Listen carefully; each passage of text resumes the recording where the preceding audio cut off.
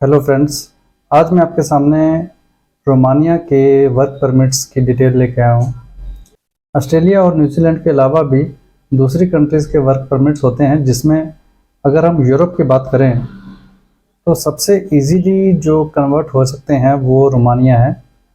और आजकल रोमानिया में अगर आप चाहें वर्क परमिट लगाकर जा सकते हैं। आप ऑस्ट्रेलिया में या न्यूजीलैंड में, यूके या कनाडा में ट्राई कर रहे हैं, पर अगर आपके जो वर्क परमिट्स हैं या अगर आपकी जो सिलेक्शन है वो नहीं हो पा रही है, उस केस में आप यूरोप कंट्रीज में ट्राई कर सकते हैं। हालांकि इसको मैं ट्राई नहीं बोलूँगा।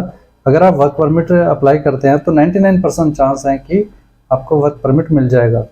अब बात ये करते हैं कि कौन कौन सी जॉब्स के वर्क परमिट अवेलेबल हैं।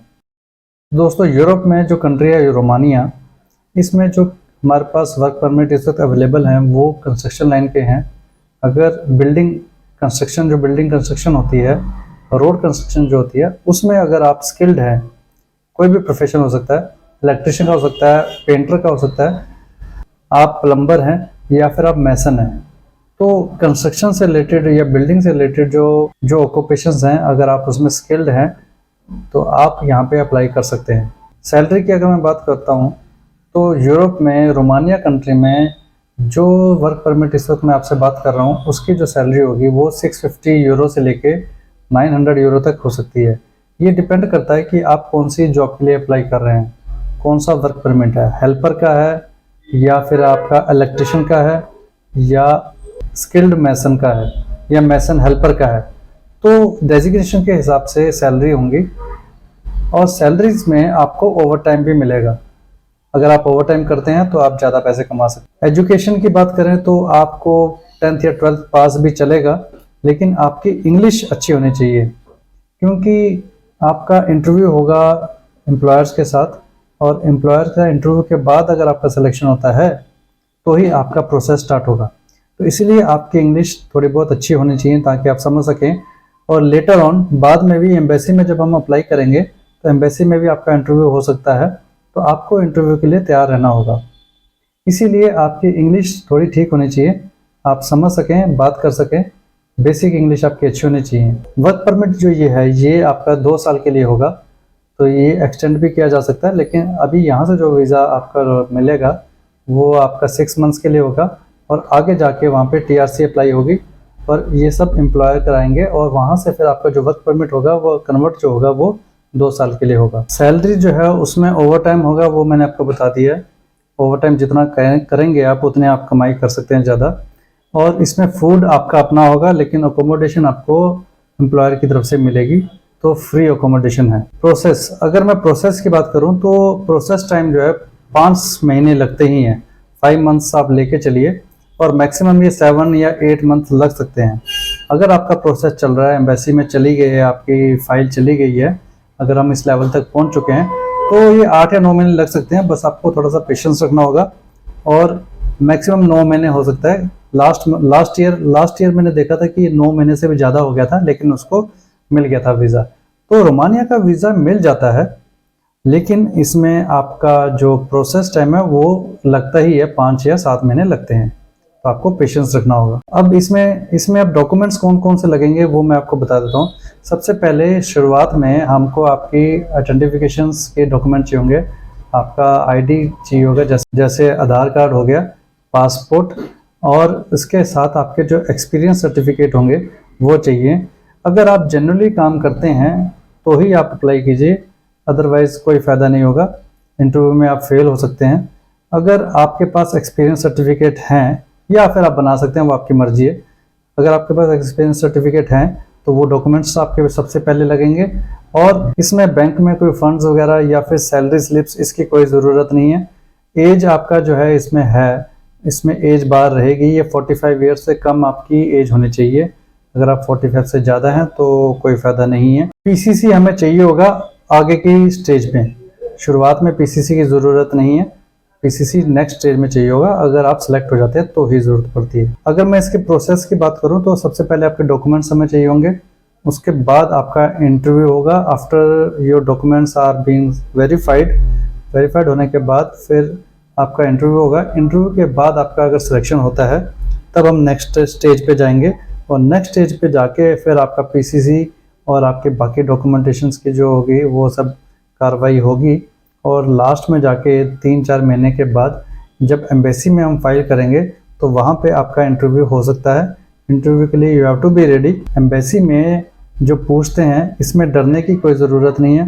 एम्बेसी में जो पूछते हैं वो सिर्फ यही जानने के लिए कि कोई आदमी जो है वो फ्रॉड के हिसाब से तो नहीं जा रहा है, इसको पता ही नहीं है कि ये कैसे जा रहा है, क्यों जा रहा है, कहाँ जा रहा है, कोई क्या कहते हैं ह्यूमन ग्राउंड्स में कोई गड़बड़ तो नहीं हो रही है, तो उनको ये पता होना चाहिए। तो इसीलिए वो ये सब डॉक्यूमेंटेशन देखने के बाद वो आपसे बात भी करते हैं, पूछते भी हैं कि आपको सब कुछ पता है कि नहीं है। और एम्बेसी से जब आपका इंटरव्यू हो जाता है, पासपोर्ट वहाँ पे क्या कहते हैं सबमिट करने के बाद, उसके बाद फिर आपको वो पासपोर्ट आ जाता है वर्क परमिट के साथ। तो इस पूरे प्रोसेस में 7-8 महीने लग सकते हैं। मेरा ऑफिस जो है वो एकदम मार्केट में ही है, लोकेशन एकदम मार्केट के साथ है, तो इसलिए डिस्टर्बेंस होती रहती है। तो I am sorry for that, आपको बीच में हॉर्न वगैरह की आवाज़ आ सकती है। तो इसमें आपको मैं ये बता दूं कि रोमानिया में जाने का फ़ायदा क्या हो सकता है। जिस तरह से क्रोशिया में बताया जा रहा था, पिछले 2 साल से मैं देख रहा था कि ये जो है यूरोपियन में यूनियन में ऐड हो जाएगा, लेकिन उस वक्त भी लोगों को शक रहता था कि होगा कि नहीं होगा। और जब ये हो गया तो ये जो चार्जेस हैं वो फिर इंक्रीज हो जाते हैं, सर्विस चार्ज जो इंक्रीज हो जाता है।